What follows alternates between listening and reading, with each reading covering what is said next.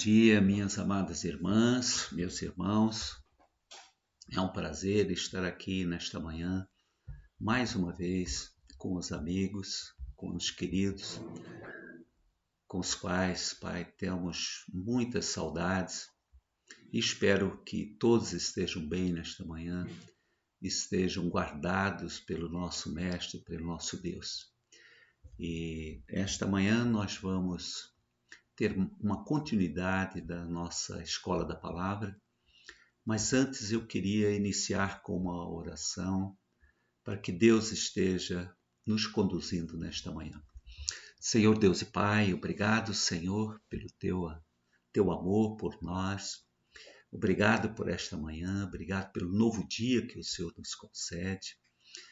Pai, obrigado porque o Senhor tem guardado a cada um de nós na tua presença, Senhor. Fica conosco, Pai, nesta manhã. Abre os nossos corações, nos alimenta com a tua palavra, Senhor. Pai, muito obrigado pelo teu amor, pela tua misericórdia, pela tua graça. Amém.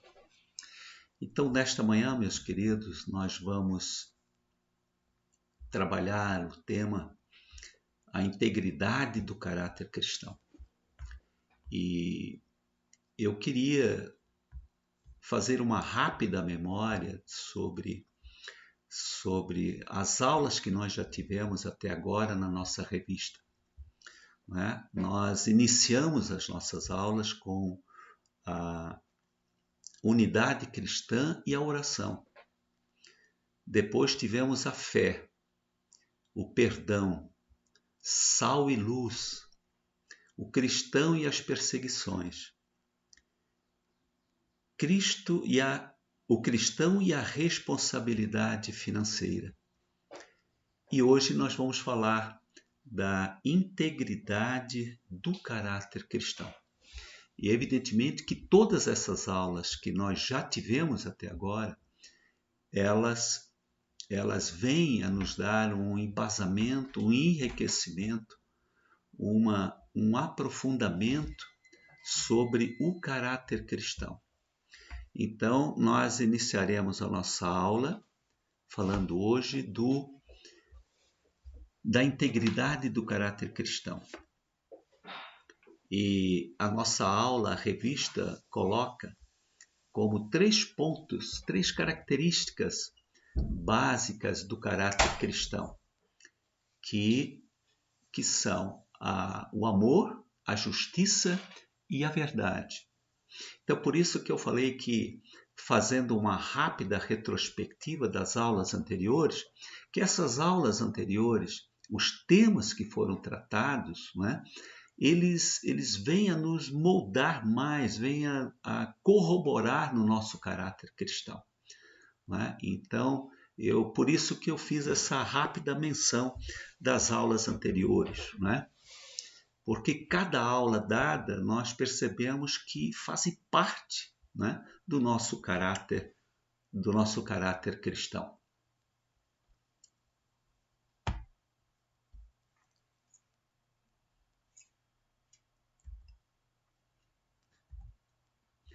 A nossa aula, ela tem 4 objetivos, quer dizer, são os pontos que a aula espera, que a revista espera e que nós esperamos que sejam fixados na nossa mente e no nosso coração. Então, o primeiro objetivo é entender que o caráter cristão precisa estar alicerçado no amor, na justiça e na verdade. O segundo objetivo é saber que no Antigo Testamento as ações humanas eram impostas pela lei. E o terceiro, compreender que no Novo Testamento as ações humanas são motivadas pelo amor. O quarto objetivo, conscientizar-se da justiça conforme a compreensão do Evangelho. Então, o nosso texto áureo hoje, ele está em Romanos 6,18, que fala: vocês foram libertados do pecado e tornaram-se escravos da justiça. Então nós, cristãos, nós somos escravos da justiça, porque nós fomos libertos do pecado.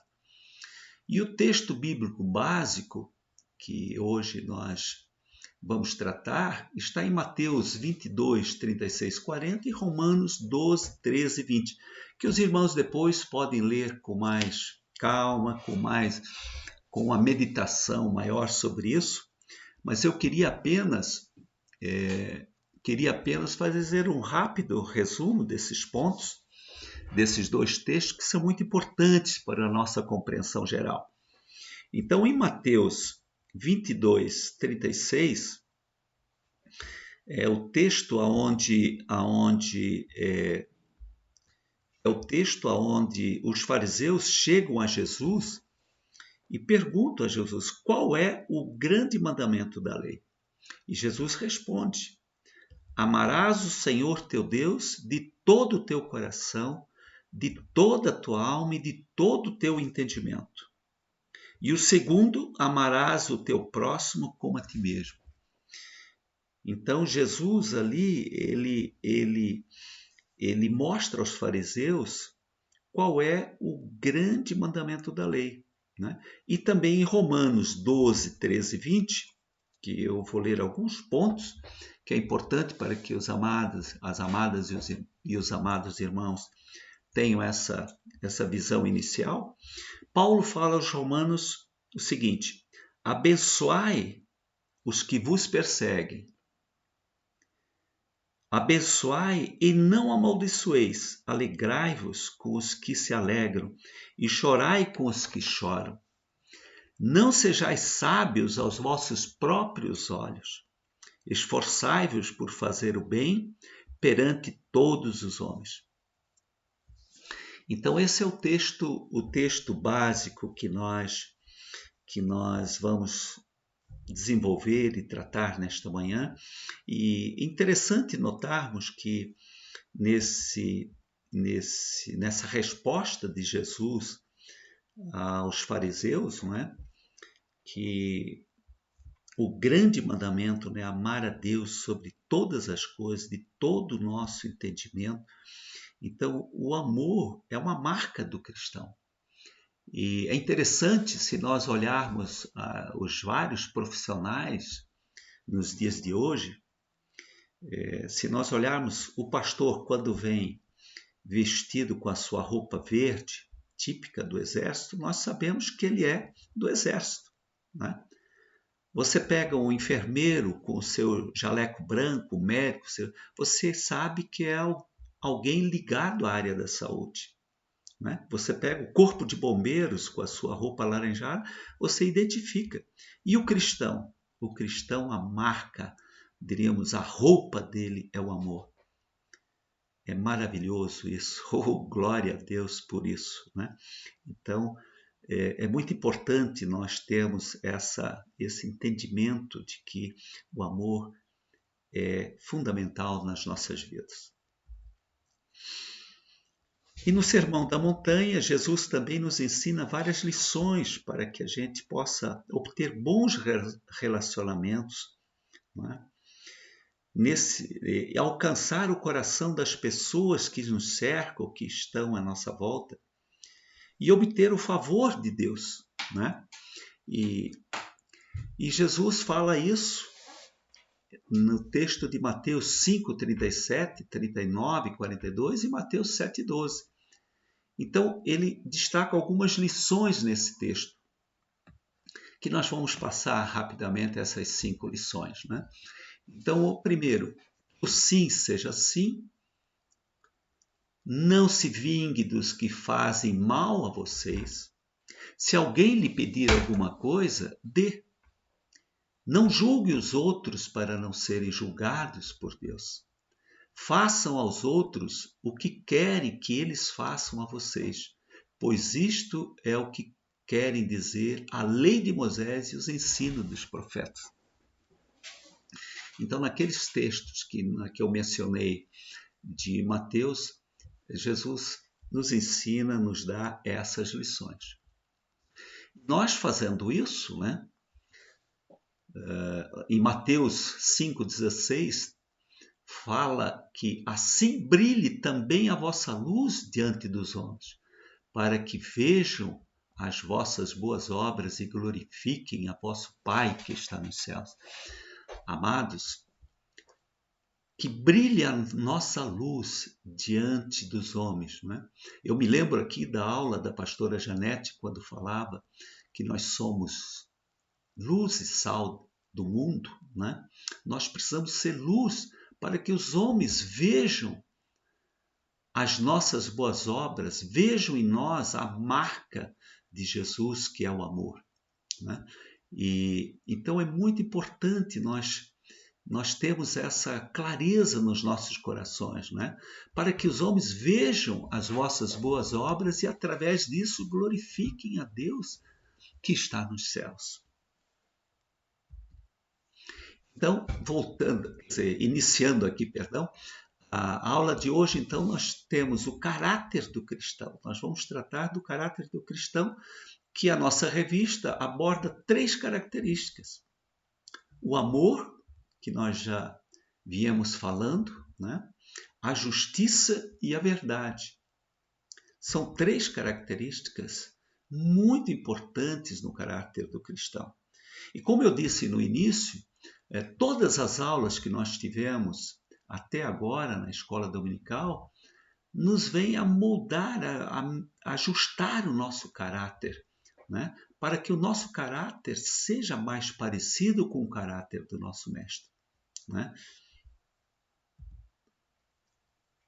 Então, as características do caráter cristão, a primeira característica é o amor. E o amor, nós temos aqui em Gênesis 1, 26, 27, que diz que o homem foi criado à imagem e semelhança de Deus. Né? Então, se nós fomos criados à imagem e semelhança de Deus, o nosso caráter também era semelhante ao de Deus. Né? Mas, com a entrada do pecado, né, essa condição sofreu descontinuidade, ela sofreu degradação do caráter humano. O caráter humano se degradou, se deteriorou em função da entrada do pecado. Né? E Efésios 2, 13 e 22 fala de que Cristo nos trouxe de novo ao acesso do Pai. Né? E eu queria ler esse trechinho com os irmãos para que fique mais claro, não o texto todo, mas a parte dele.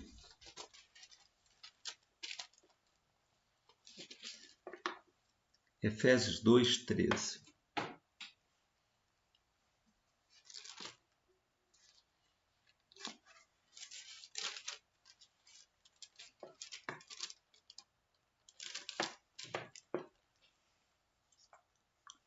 Mas agora, em Cristo Jesus, vós que antes estáveis longe, fostes aproximados pelo sangue de Jesus. Então, eu estou lendo apenas o versículo 13, né? Mas os irmãos podem ler, e as irmãs poderão ler o texto todo, é maravilhoso, né? Então, através do sangue de Jesus, Jesus nos aproximou, nos deu acesso ao nosso Deus, ao nosso Pai. Não é? Então, ainda continuando sobre o amor, né? O Espírito Santo nos ajuda a formar, a forjar, como diz aqui o texto, o caráter em Cristo. Porque nós, por nós mesmos, não temos essa condição.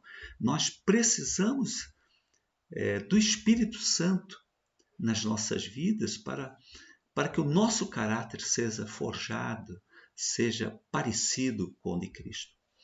E aqui em Gálatas 2:20, fala, ora, acerca do que vos escrevo, eis que diante de Deus testifico que não minto. Então, o mentir aqui, nós vamos ver mais na frente, ele faz parte do nosso caráter cristão. Nós não podemos mentir. né? Então, em Gálatas, Paulo fala isso. Vos escrevo, eis que diante de Deus testifico que não minto. E também 1 Coríntios 11:1 diz, sede meus imitadores, como também eu sou de Cristo. Não é?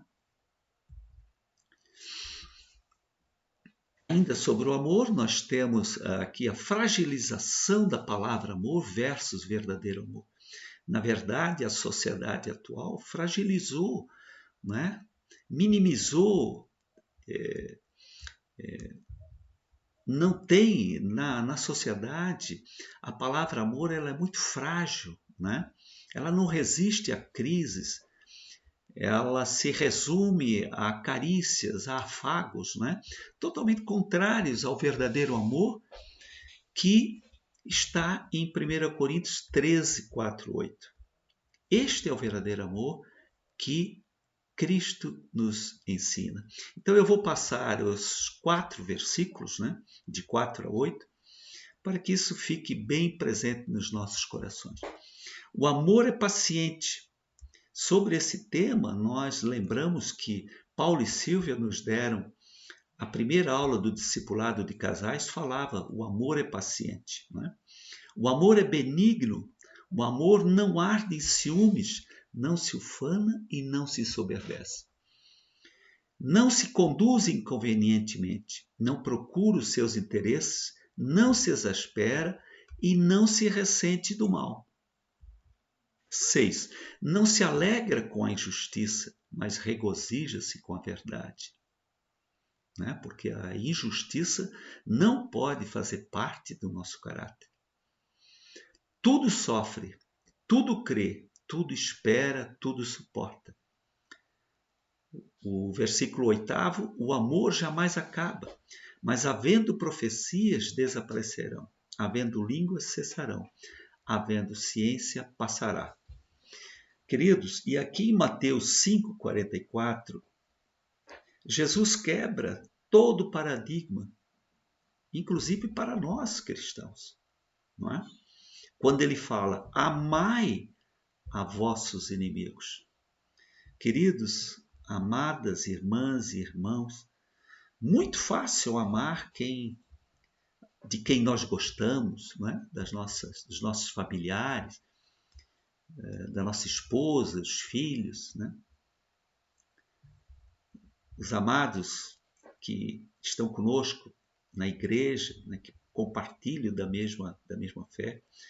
Mas isso que Jesus coloca e prega que em Mateus 5,44, amai a vossos inimigos, só o Espírito Santo para nos moldar, para nos ajustar a praticar isso. Porque Jesus quebrou todos os paradigmas com relação ao amor. E a grande proposta da fé cristã, por meio de Jesus, o amor é a grande proposta de Deus para os homens. Né? Nós viemos falando todos os textos sobre o amor até agora. E nós temos 2 textos aqui maravilhosos. Né? Romanos 5,8 fala, mas Deus prova seu próprio amor para conosco pelo fato de ter Cristo morrido por nós, sendo nós ainda pecadores. Porque Deus, em João 3,16, é um texto que muitos sabem até de cor, né? Porque Deus amou o mundo de tal maneira que deu o seu Filho unigênito para que todo aquele que nele crê não pereça, mas tenha a vida eterna. Oh, glória a Deus! Que versículo maravilhoso para as nossas vidas, né? Ainda dentro da grande proposta da fé cristã, nós temos aqui que o amor implica em sofrimento. Né? Nós já lemos aqui em 1 Coríntios 13, 7, né? Que o amor tudo sofre, tudo suporta, tudo crê. Não é? E Efésios 5, 25 fala aquele texto onde Paulo fala aos maridos, né? Maridos, amai a vossa mulher como Cristo amou a igreja e se entregou por ela. Quer dizer, Cristo sofreu todas as perseguições, morreu pela sua igreja e por nós, né? E também a abnegação está lá em 1 Coríntios 13, 5, né? Que nós também já lemos.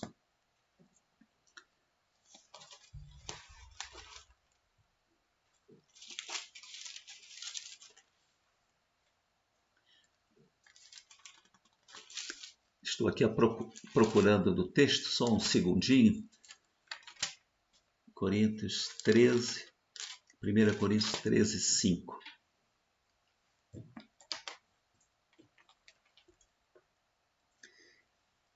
Ele fala: não se conduz inconvenientemente, não procura os seus interesses, não se exaspera, não se ressente do mal. Então, o amor é abnegado, existe abnegação. E aqui, em 1 Coríntios 13, 5, fala sobre isso, né? E a 1 João 4, 7 e 8, um texto também bastante conhecido de todos nós, que fala: amados, amemo-nos uns aos outros, porque o amor procede de Deus. E todo aquele que ama é nascido de Deus e conhece a Deus. Aquele que não ama não conhece a Deus, pois Deus é amor. E aqui ainda, continuando, né, a evidência externa do novo nascimento daquele que tem Jesus no coração, que aceita Jesus, né, está lá na primeira carta de João, capítulo 3. É um texto maravilhoso e eu coloquei aqui e vou passar rapidamente, mas eu apenas quero ler aqui o amor relacionado à justiça, que está lá no versículo 10.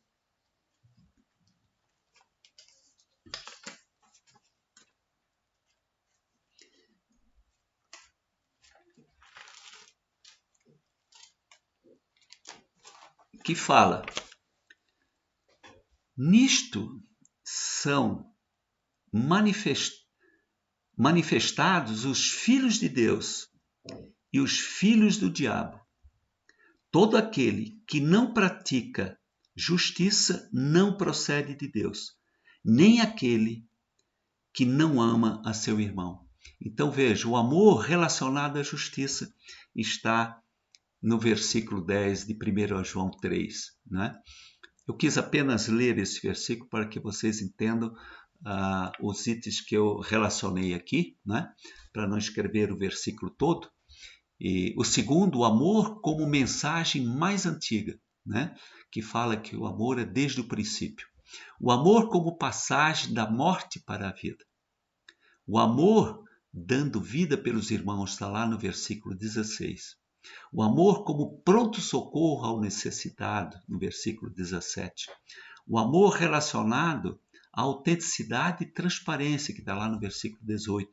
E no versículo 23, o amor como um mandamento. Né? Então, que é a maior das virtudes cardeais, fé, esperança e amor, né? Também está lá em 1 Coríntios 13, 13. E o amor é o maior, né? E é interessante que um texto fala que a fé e a esperança, ao final, quando nós estivermos com Jesus, eles cessam, né?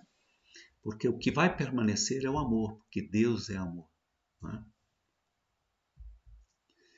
Então, o cumprimento da lei é interessante. Aqui nós vamos fazer um paralelo entre o Antigo Testamento e o Novo Testamento. Né? Então, o código de ética do Antigo Testamento era a lei de Moisés. Né? A lei que está lá em Êxodo 20, de 1 a 17, onde Moisés relacionou os mandamentos e várias leis, né, para que o povo de Israel cumprisse, né, no seu tempo. E no Novo Testamento nós temos a regra áurea da ética no Novo Testamento, que é o amor. E aqui novamente o texto traz Mateus 22, 36, 40, que eu já abordei lá no início, né? Mas repito aqui que o grande mandamento que Jesus nos deu é: amarás o Senhor, teu Deus, de todo o teu coração, de toda a tua alma e de todo o teu entendimento. E Tiago 2,8 diz, se vós, contudo, observais a lei régia segundo a Escritura, amarás o teu próximo como a ti mesmo, fazeis bem. Agora, no segundo pilar, que é a segunda característica, nós temos que é a justiça, né? E novamente aqui, fazendo um paralelo entre o Antigo Testamento e o Novo, né? No Antigo Testamento, o homem justo era considerado aquele que vivia de acordo com a lei que Moisés tinha estabelecido, né? Nos livros do Pentateuco, né? Então, aquele que observasse naquela época a lei que regia toda a vida do povo de Deus, ele era considerado justo. No Novo Testamento, né, nós temos o homem justo, é aquele que foi justificado por Cristo e vive de acordo com seus preceitos, né? Eu quero aqui de novo também ler Romanos 19, 28, vou ler apenas o versículo 28, né, que é muito interessante, e os irmãos poderão ler num segundo momento. E o versículo 28 diz assim, concluímos, pois, que o homem é justificado pela fé, independentemente das obras da lei, né? Então, no Novo Testamento, o homem justo é aquele que foi justificado por Cristo, né? Que foi justificado por Cristo. A justiça do salvo, para aquele que é justificado por Cristo, a prática da justiça não é uma opção, mas sim uma obrigação, né? Lembro que lá aqui, aliás, que está abaixo, aqui em Romanos 6,18, fala que nós fomos libertados do pecado e fomos feitos servos da justiça, né? Não decidimos o que é justo ou não, somos servos da justiça. Atos comuns de injustiça. Hoje em dia, né, nós convivemos ainda com atos de injustiça cometidos no nosso meio cristão, né? Quer dizer, nós estamos num processo de crescimento, de amadurecimento, mas nós pecamos, né? Por isso nós precisamos da misericórdia de Deus e da ação do Espírito Santo nas nossas vidas para que nós evitemos, na medida do possível, o pecado. Mas nós pecamos, nós somos pecadores.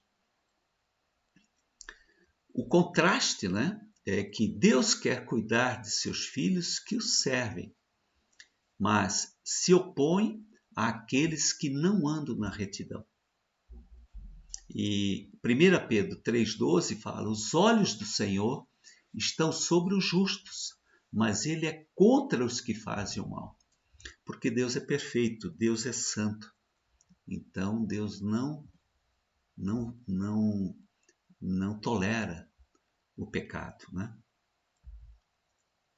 Nós vos ordenamos, irmãos, em nome do Senhor Jesus Cristo, que vos aparteis de todo irmão que anda desordenadamente, e não segundo a tradição que de nós recebeste. Está lá em 2 Tessalonicenses 3,6. E ainda na 2 Tessalonicenses 3,14 fala, caso alguém não preste obediência à nossa palavra dada por esta epístola, notai-o, nem vos associeis com ele, para que fique envergonhado. Muitos cooperam, né? Nós vemos isso no nosso meio, né, cristão, cooperam com o ministério, vendo quem precisa de ajuda, tanto até espiritual e material, né? Mas também existem ainda que nós temos irmãos que disseminam contendas, julgam, difamam, né? Então, isto é tão sério que aqui em Provérbios 6, 16, 19, que fala, 6 coisas o Senhor aborrece, e a 7ª a sua alma abomina. Olhos altivos, língua mentirosa, mãos que derramam sangue inocente, coração que trama projetos iníquos, pés que correm para o mal, testemunha falsa que profere mentiras e o que semeia contendas entre irmãos. Né? Então nós precisamos da misericórdia do nosso Deus para que evitemos sempre e, na medida do possível, todos esses pecados. Né? E nós temos, então, a terceira característica, que é a verdade, que é a base para a nossa vida cristã. Né? E nós temos aqui vários textos que falam sobre a verdade. Né? E no Evangelho de João 14, 16a, diz: eu sou o caminho, a verdade e a vida. Portanto, Jesus é a verdade. Jesus é a verdade. E João 17, 17, que fala: santifica-os na verdade. A tua palavra é a verdade. Portanto, Jesus pede a santificação na verdade dos seus filhos. Santifica-os na verdade. A tua palavra é a verdade. João 8,32 também fala: a liberdade tem base na verdade. E é um texto que nós já ouvimos muito, né? E conhecereis a verdade, e a verdade vos libertará. Também Efésios 4:25 nos impele, nos impulsiona, né, para que nós falemos sempre a verdade. Por isso, deixando a mentira, fale cada um a verdade. Portanto, a verdade é muito importante na formação do nosso caráter. Andar na verdade está lá na terceira carta de João 1,4. Não tenho maior alegria que esta, a de ouvir que meus filhos andam na verdade. Oh, glória a Deus! Que nós, amadas e amados irmãos, que Jesus possa dizer essa frase para nós, que ele sente alegria porque nós, seus filhos, seus irmãos de Jesus, mas filhos de Deus, né? Nós andamos na verdade. Oh, glória a Deus! Este é o nosso desejo, né? A nossa vontade, que nos deve nos impulsionar e nos alimentar.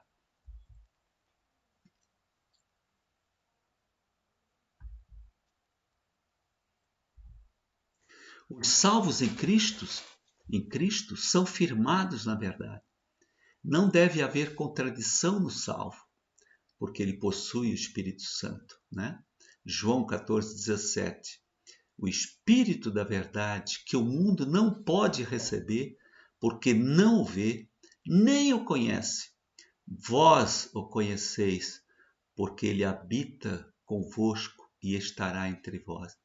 Oh, glória! Nós conhecemos o Espírito da verdade. Obrigado, Senhor, por essa grande verdade. Mentiras entre os salvos, né? O diabo é o pai da mentira, então nós devemos correr da mentira. E João 8,44 fala: quando ele profere mentira, fala do que lhe é próprio, porque é mentiroso e pai da mentira. Provérbios 12, 22 fala: Deus abomina a mentira. Né? Então o texto fala: os lábios mentirosos são abomináveis ao Senhor. Por isso Deus abomina a mentira. Né? Mentira entre os salvos, amados, como isso tem sido muitas vezes corriqueiros. E eu confesso, amados e amadas irmãs, que muitas vezes no trabalho, quando a secretária atendia a ligação e dizia: olha, tem alguém assim, assado no telefone, e eu não tinha o desejo de atender, eu dizia: olha, diga que eu não estou, que eu estou ocupado. Não é? São mentiras, são as mentiras confortáveis, como vemos aqui no desenho, né? A fila da mentira confortável, olha a fila como está. Enquanto a verdade clara, né? Não tem uma pessoa, né? Isso é claro, um exemplo, né? De que nós sempre buscamos, a tendência nossa é irmos para a mentira confortável, não é? Tem misericórdia de nós, não é? Então, desculpas para atrasos, para atender uma pessoa, conforme eu falei, né? Faltar compromissos. Olha, puxa, o trânsito estava difícil, enfim, nós criamos, né? Muitas vezes desculpas e mentiras são as famosas, como vemos aqui neste quadro, a mentira confortável, né? As desculpas confortáveis. Então, o cristão tem o desafio diário de assumir as consequências e de falar a verdade. Nós, cristãos, precisamos assumir as consequências da verdade. Mentiras entre os salvos, né? Lá em Mateus 5,37 diz: seja, porém, a tua palavra sim, sim, não, não. O que disto passar vem do maligno. Então vejam aqui o quadro, né? A verdade e a mentira são totalmente opostos, né? São totalmente opostos. Amados, então chegando na nossa conclusão da nossa aula de hoje, né? Nós aqui aprendemos sobre a necessidade de produzirmos frutos de amor, de justiça e verdade, uma vez que dessa forma o mundo perceberá a invisível presença do Senhor em nós. Né, amados? Então lembro quando eu falei lá atrás da roupa, da vestimenta que caracteriza determinados profissionais, né? E até usei aqui, pastor, desculpa o exemplo, mas é com carinho, né? Que quando o senhor coloca essa roupa, a gente sabe que o senhor pertence ao Exército Brasileiro, né? Então, que o mundo perceba. Então, o amor, a sociedade, as pessoas percebam, porque o Senhor é amor, Deus é amor. Então, nós precisamos, a nossa vestimenta, né, do amor, nós precisamos demonstrar. Assim estaremos nos aproximando do estilo de vida do Senhor Jesus e, como consequência, nos tornando verdadeiros discípulos do Mestre. E aqui em Efésios 4,13, né, nós buscando isso, né, nós então, até que todos cheguemos à unidade da fé e do pleno conhecimento do Filho de Deus, à perfeita varonilidade, à medida da estatura da plenitude de Cristo. Esse, então, acho que é o nosso propósito que nós devemos perseguir e buscar, né? Para chegar na medida da estatura da plenitude de Cristo, né? Então, assim, nós estamos terminando a nossa aula de hoje. Eu espero que Deus tenha falado ao coração de cada um das amadas e dos amados e dizer que é uma responsabilidade muito grande estar aqui, mas creio também que Deus usa de misericórdia. E eu queria orar aos queridos, terminando a nossa aula nesta manhã. Pai querido, obrigado, Deus, por esse momento tão precioso, Pai, da Tua Palavra. Nos ensina, Pai, nos ajuda, Espírito Santo de Deus. Nos ajuda a termos a marca do amor, da justiça e da verdade no nosso caráter. Deus, toca os meus amados, as minhas amadas, que estão nas suas casas nesta manhã. Abençoa cada um, abençoa cada lar. Oh Deus, traz, Pai, paz, bondade, misericórdia nesta manhã. Deus, obrigado pelo teu imenso amor por nós, conforme aprendemos e lemos na tua palavra. Deus, nos dê um dia abençoado e nos prepara, Senhor, para o culto da noite deste dia. Nós oramos assim, meu Deus, agradecidos, em o nome de Jesus. Amém.